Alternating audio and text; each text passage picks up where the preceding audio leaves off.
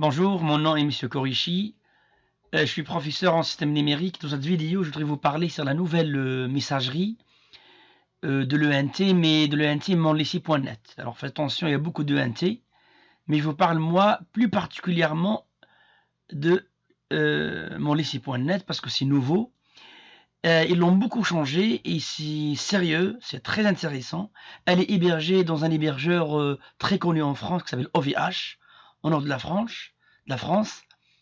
Et ce qui est intéressant maintenant, c'est que pour les profs, le quota a monté de 2 Go à 10 Go.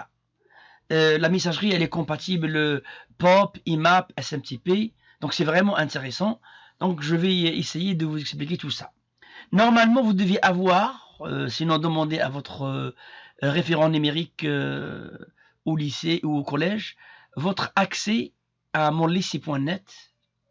Et donc il faut se connecter. Donc moi je vais essayer de me connecter à mon compte. Alors je vais me connecter. Alors il y a un identifiant et il y a un mot de passe.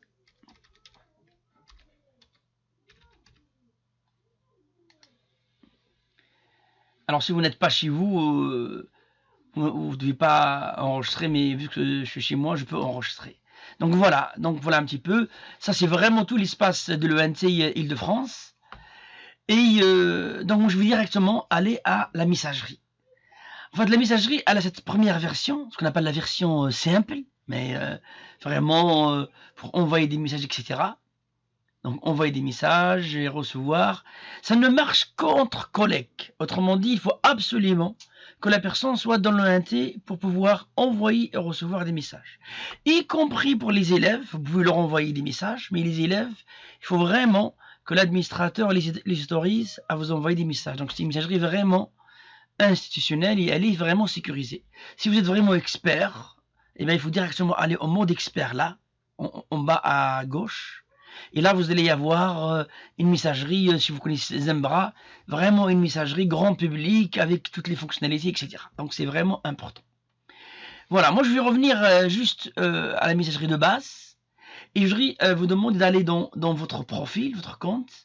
Et il faut aller dans la partie messagerie.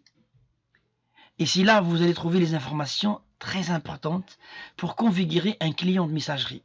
Alors beaucoup de gens, sans le savoir, utilisent le web, donc soit Zimbra, soit la messagerie que tout à l'heure ici, pour envoyer et recevoir des messages.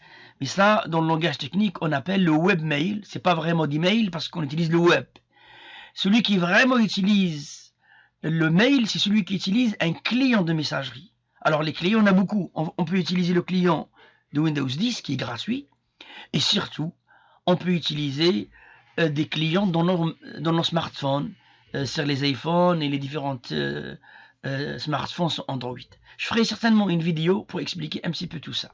Donc voilà, cette vidéo ne concerne que la partie web et surtout pour récupérer, encore une fois, ces paramètres donc il faut aller dans le profil et il faut aller dans la messagerie pour récupérer ces paramètres. C'est très important, ces paramètres pour configurer votre messagerie. D'ailleurs, on va essayer tout de suite de le faire. Hein. Donc moi, je vais le faire avec le client de Windows 10, mais c'est valable avec n'importe quel autre client comme Thunderbird, Outlook 2019, 2016, etc. C'est vraiment le même principe. Donc je lance. Ça, c'est le client de messagerie gratuit qui est très intéressant. Bah, j'ai déjà un compte pour les élèves pour tester. On peut aller dans Réglages en bas. On va aller dans Gérer les comptes. Et on va dire Ajouter un compte. On va ajouter un nouveau compte. Alors, j'ai déjà vu une vidéo sur ma chaîne pour expliquer en détail comment configurer tout ça. Moi, je vais aller directement à une configuration avancée. Cela suppose que vous connaissez un petit peu tout ça, mais je vais vous aider. D'accord? Alors, c'est pas une boîte Exchange, c'est une boîte sur Internet. Donc l'adresse, et ben vraiment il faut taper votre adresse sur l'ENT. Donc la mienne c'est hop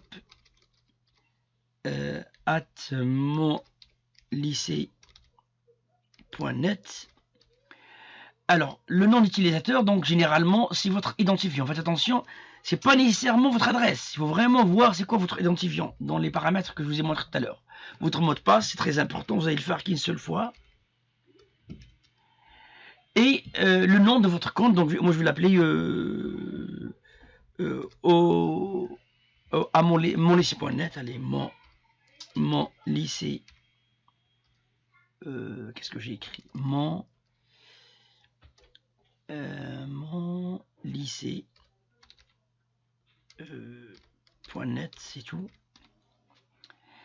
Après, quel est le nom? C'est très important. Le nom qui va sortir aux gens. Donc, vous faites ce que vous voulez. Donc, moi, je vais m'écrire mon prénom et mon nom de famille. Et parfois, j'ajoute que je suis en système numérique. Et voilà. On peut ajouter d'autres choses si vous voulez. C'est très important. Le message, le serveur de courrier entrant, rappelez-vous ce que j'avais dit, il est là. Enfin, il est le même. Hein, chez OVH, mx.monlycée.net. Donc, je vais aller revenir là et je vais écrire mx.monlycée.net.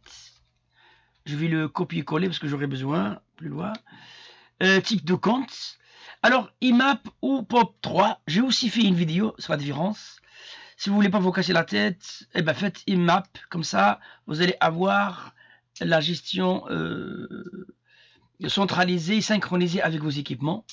Je vous conseille d'aller voir ma vidéo, ou d'aller voir sur Internet c'est quoi la différence entre le POP et l'IMAP. Alors, le serveur de courrier sortant, très intéressant, c'est le même. Le reste, vous laissez tel qu'il est et vous tentez de connecter. Si tout va bien, il va valider tout ça.